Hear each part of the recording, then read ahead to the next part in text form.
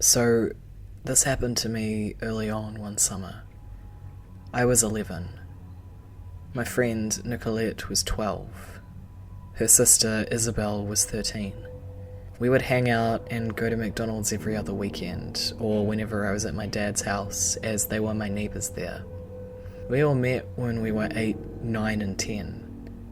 We had all grown close, and I, being so young, wanted to be just like Nicolette and her sister.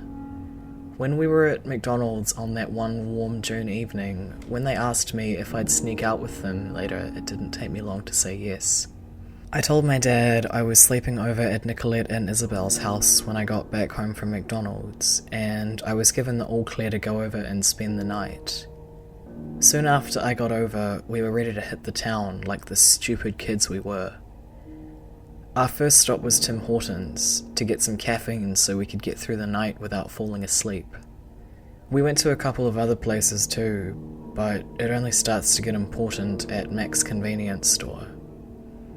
Nicolette, Isabel and I went into Mac's and got some slushies. When we left the store, we went around to the side to get our bikes. That's when I saw him. An obese, balding man, about mid-40s. He parks an old-looking grey truck at the edge of the parking area in front of the Mac's and gets out. We made eye contact as he opened the door to enter the store. He eyes my friends and me in a creepy way, drops the door suddenly, and gets back in his truck. I brushed it off and didn't tell my friends as they hadn't noticed. We left Mac's on our bikes around 12:30 a.m. We went to Loblaws, Sobeys and Shoppers Drug Mart and all sorts of other places. All the while, we were being followed at a slow pace by this creep in his truck. We finally decide to go to Metro to group and form a plan around 1:40 a.m-ish. By this time, both Nicolette and Isabel had noticed the creepy man following us. We parked our bikes in front of the Metro and were whispering among ourselves, trying to formulate a plan on how to escape while the man is stuck at a red light. A security guy standing outside the Metro walked over to us and asked if we were okay. We told him the whole story. By the time we'd finished, the truck was idling next to the Metro, waiting for us. The security guy walks over to the truck and says, "May I help you, sir?" I shit you not, the truck takes off faster than a bullet out of the parking lot.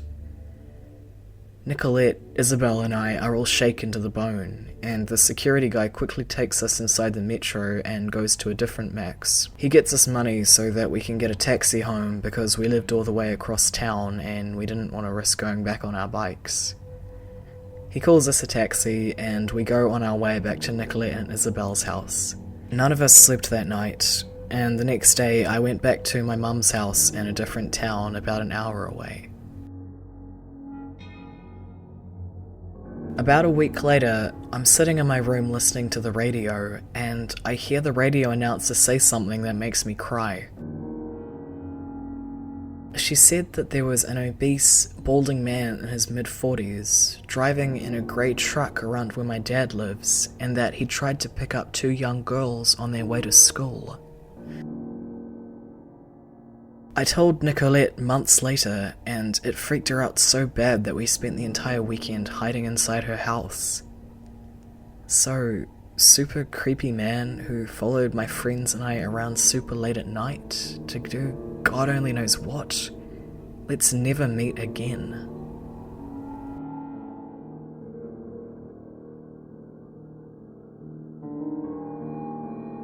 When I was 8 or 9 years old, I was going to a private elementary school that was near my grandparents' house, so we lived with them. I had basically grown up here when we weren't living internationally, so I would ride my bike everywhere, and all of my neighbours knew me and my brothers really well.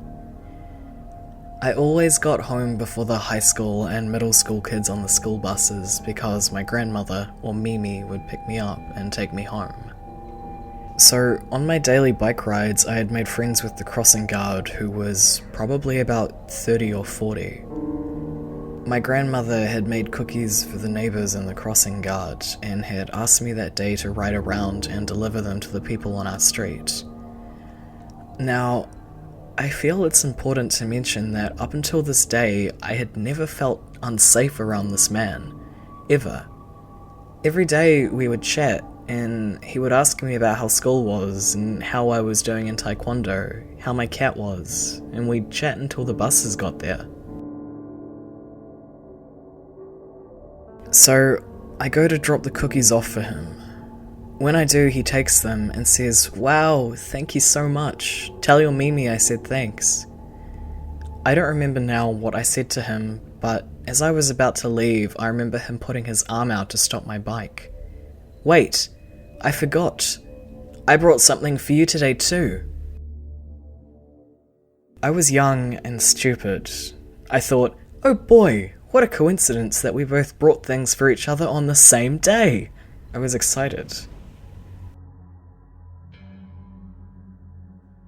"I have some brownies for you. They're in my truck." I remember asking him where his truck was. "Oh, just a couple of streets down from here. If you come with me, I'll get them for you." My papa was a cop, and he and my parents had taught me stranger danger was real. Don't let anyone touch your privates. On and on and on until I was a naive but brainwashed little girl. I didn't want to go where my Mimi and papa couldn't see me down the street. But I didn't want to be rude, so I told him that I had to go home for dinner. When I told him that, he got really sad and started going on about how hard he worked on them for me, and that it was super close to where we were, and that my grandparents wouldn't be upset, and it would all be fine. When I wouldn't budge, he started getting more agitated, and almost kind of angry. I remember him walking closer to my bike, but then I was saved by the buses. They all started rolling in. When he was distracted, I rode away back towards the house. I didn't realize it till later, but those big yellow caravans probably saved my innocence, if not my life. When I told my Mimi what had happened, she didn't seem fazed. But when my parents got home, they had an adult meeting. After that, I never saw that crossing guard again.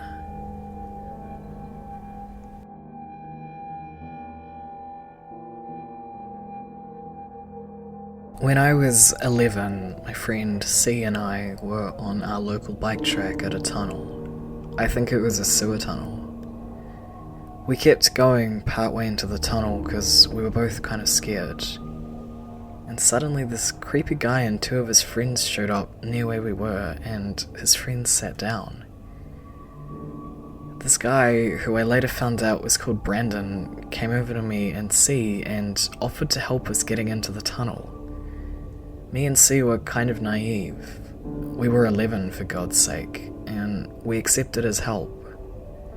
He helped us into the first semi-open part of the tunnel with a ledge on the left.